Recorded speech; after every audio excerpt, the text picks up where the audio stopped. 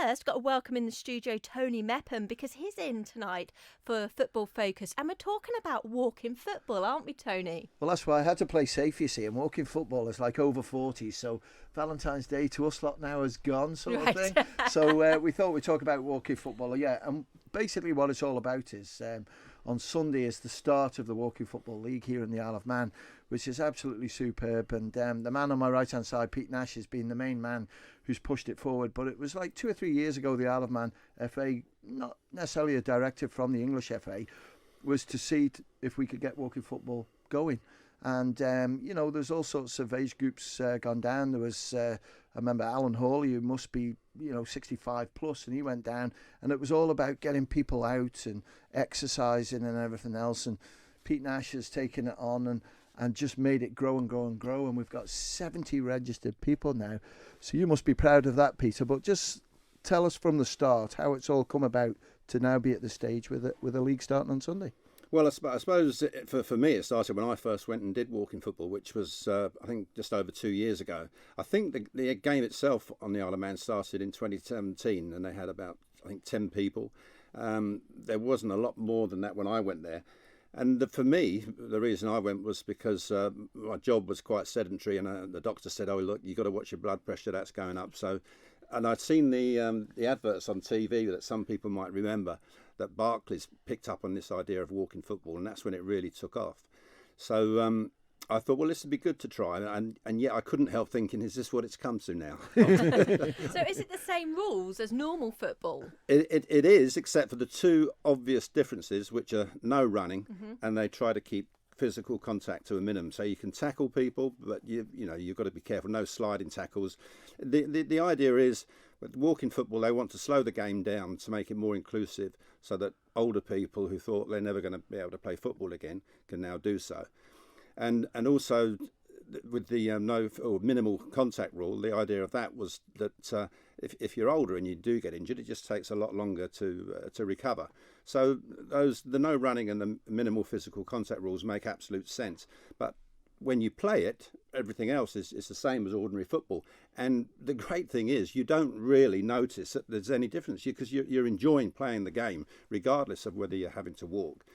And the feeling, if you score a goal or if you're a goalkeeper and make a good save, is exactly the same as when you were playing when you were 20 or 25.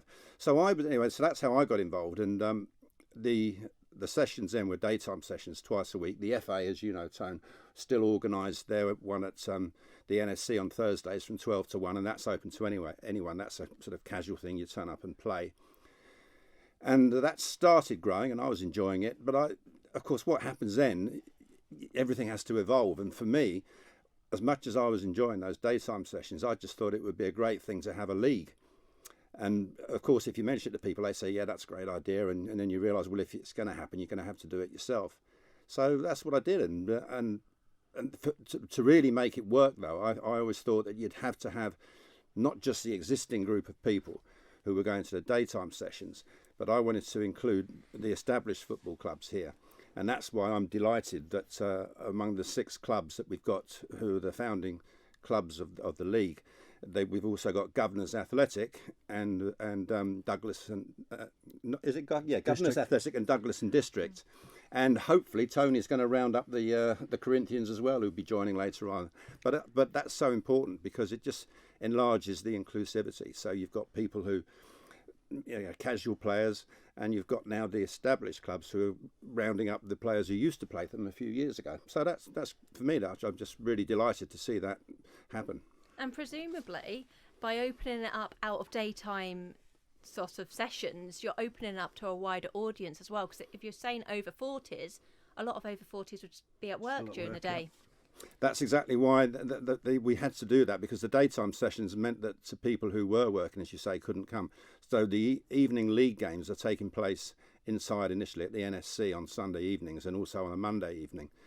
So yeah, that's absolutely. And the other thing that I want to do eventually with the inclusivity is, what I'm talking about with the league is obviously mainly for people who've played football before for a club, and they want to enjoy that feeling again by playing football, walking football. But also, I want to ultimately include people who may be physically or mentally disabled, people who are just suffering from depression, people who wouldn't even imagine about going to do it. So that's the great thing about the game. It can include absolutely everybody, but you've got to, if you pardon the pun, you've got to walk before you can run. So we'll start off with the league, and then hopefully we'll set up the Manx Walking Football Association as a charity and extend it to others.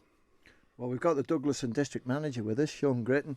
Shaun, why did D&D join the league? Because you're in competitive football each weekend with the first team combination and Masters. Yeah. But I've noticed, looking at your team, that a lot of older players, and you're one of them, Shaun, have decided to start doing walking football. Well, yeah, it's something I was aware of it through Frank Stennett and sort of my association with the football about walking football, and a couple of our players were kind of talking about it.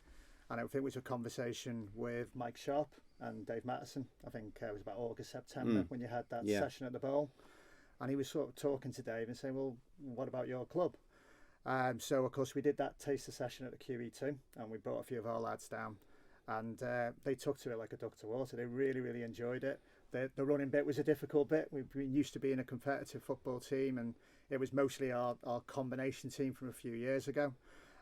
But yes, the response from them straight away after the game was, oh, we really enjoyed that. It's harder work than you think, because you think, oh, it's walking football. It can't be that hard. But we really enjoyed it. And then we had the second session at the NSC when you played a mini tournament. And I think we were hooked by them. So we were really waiting for the invite for the league. It's all about having fun. But I've played in it once, just a couple of years ago. The Manx Radio team was in it. It's quite competitive and rough, isn't it? And there's some.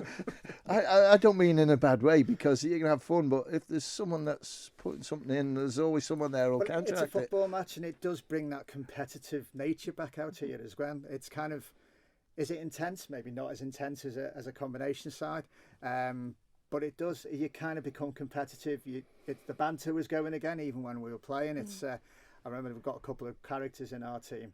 And it was like 10, 15 years ago. They were all coming back out the shell again. And no, we've done really well. We've got 13 players in our squad, so we've got a real interest in it. It is, there's a few familiar names from people who know our football team. And no, it's a real step forward for us. I'm really looking forward to the challenge. Excellent. Well, I'm just looking at your team just before we go into an ad break is Dave Matheson. He's not going to play, is he? Dave's got dodgy knees. Yeah, I think we put him in there just because we feel sorry for him as the secretary. We need to give him a chance. He reckons he might be able to come in and do what we call special team. Right. Paul Sheeran, Bruce Parkinson, he's a player from the past. Andrew Paul, Carl Lace, done well to get him in. Jamie Rootmore and Tony Stewart as well. So you're pretty strong there, aren't you? We're quietly confident we're going to do all right. Yeah, we're looking forward to it.